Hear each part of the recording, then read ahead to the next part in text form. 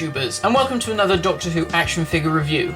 In today's review I'm stepping back in time to the days when Product Enterprise held a firm grasp on the Doctor Who licence, producing all manner of talking toys and collectibles. In particular, I'm looking at the Talking 4th Doctor and K9 2-pack, released back in late 2003, early 2004. This was the first 4th Doctor figure since Dapol had produced theirs back in the early 90s. So was this figure a vast improvement? Well, let's take a look. The figures originally came packaged in a window box designed like the TARDIS, with opening doors on the front that revealed the 4th Doctor and K9 inside the TARDIS console room. Sadly, I no longer have the packaging, but it was really cool, and Product Enterprise used to use the most amazing retro-style artwork on all of their packaging. It was really cool and was very much like the toys of the 70s and the 80s. So starting with the 4th Doctor, we can see that this is unlike any 4th Doctor figure we'd seen up to this point. The sculpting and paint detail are incredibly accurate, and I can remember being blown away when the first prototype images were released. In terms of articulation, the figure is very limited. He has articulation at the neck, swivel jointed shoulders, wrists, and that's it. No leg articulation or elbow articulation. Even the talking Cybermen that Product Enterprise produced had ball jointed shoulders and elbow articulation. So the term action figure is probably being a bit generous. It's really more of a staction figure with a bit of articulation added into the mix, which is very inhibited due to the way the figure has been sculpted. You can just about raise the Doctor's arm high enough to make it look as if he's doing something constructive with his sonic screwdriver, but other than that, there are very limited amounts of posing that he can do. The sculpting and paint detail on this figure is amazing. The head sculpt is the trademark hatted grinning head, not unlike the version seen on the Wave 1 4th Doctor from Character Options. The costume is of course from Tom Baker's first season, Season 12, again like the initial Character Options figure. The head is beautifully sculpted and really captures Tom Baker's likeness. The hat has some dark washes of paint added to help give texture and depth to the sculpt. The Baker sculpt is brilliant, and at the time was probably the best we'd ever seen. The head was sculpted by Andrew Teal, who would later go on to sculpt Product Enterprise's unreleased 12-inch 4th Doctor, their 12-inch statue of the 4th Doctor, and the 4th Doctor figures produced by Character Options, as well as the head sculpt of Big Chief's upcoming 12-inch figure. So there's really no one else to turn to when you want an accurate Tom Baker sculpt. The only thing that lets this particular head sculpt down is the paint applications, notably the lack of any eyebrows, which just makes the figure look odd. Now on my one he does have some dark lines of paint above the eyelids, but too high to be eyelashes. Perhaps these are the eyebrows and some factory fault meant they were applied too low down the head. Who knows, but it does throw the head off because of it. The work on the costume is equally impressive. The jacket is nicely sculpted with dark washes applied to the creases to again add depth and texture to the jacket. All of the buttons are painted in a slightly darker burgundy, with the piping around the pockets highlighted in grey. The shirt, necktie and cardigan are also very detailed. The shirt features the checkered pattern, and the cardigan features the diamond pattern and is chain painted in gold. If you look closely, you can even see the knitted texture of the cardigan has been recreated in the sculpt. The necktie features 2 shades of green, white and the striped pattern, something that was missing on the Character Options figure.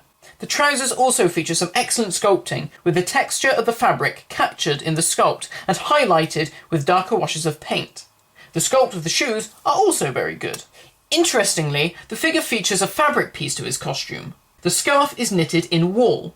Early prototype images showed the figure wearing the Dennis Fisher scarf, but the actual toy came with this knitted version, complete with tassels. The scarf hangs really well and doesn't look too bad on the figure, but at times it can seem a bit odd, considering that the rest of the figure is just plastic. The scarf features a simple pattern that is repeated from end to end, and although some of the colours aren't bad, they aren't quite the same as what is seen in the TV show. The stitch of the scarf is also incorrect, but that's to be expected, as that would be nearly impossible to recreate on a mass-produced toy. The figure comes with 2 accessories, a bag of jelly babies that have been sculpted to fit snugly into the Doctor's left hand, and his sonic screwdriver.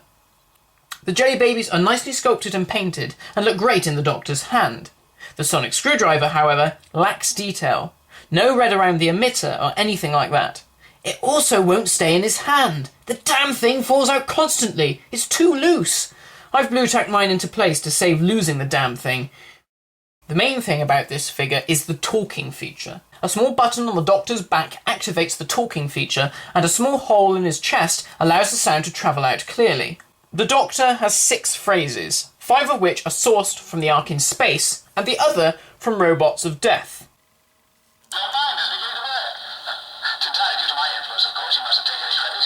Anyone from Jelly, baby? I'm a Time Lord. I've been around, you know. 2 hearts, respiratory bypass system. I haven't lived 750 years without learning something. It may be irrational of me, but human beings are quite my favourite species. Time is immaterial. To the rational mind, nothing is inexplicable, only unexplained. As you can hear, the sound quality isn't great. It's loud and you can hear what's being said, but it's a bit fuzzy. Some of the sound clips haven't been treated too well. For instance, the line, To the rational mind, nothing is inexplicable, only unexplained. the ed of unexplained seems to be cut off, making it sound like only unexplain, which of course makes no sense. It's still a fun feature, and I often have a go at listening to his little phrases from time to time. The K9 in this set is also rather fun.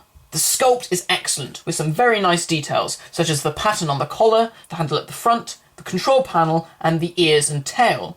The head features very small details, such as the ticker tape slot at the front. The paint job is very nice too, a dark metallic grey as in the series. His panel on his left-hand side is painted red.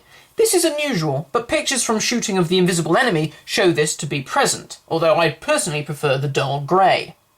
The head seems a bit too small in comparison to the rest of the body, but it's not too noticeable. The head turns slightly from side to side and also includes a friction drive feature, not unlike the Daypole and Character Options toys. Sadly, this doesn't seem to work. I think K9 and all of the electronics inside are just too heavy to carry him. K9 also talks by pressing the panel on his back.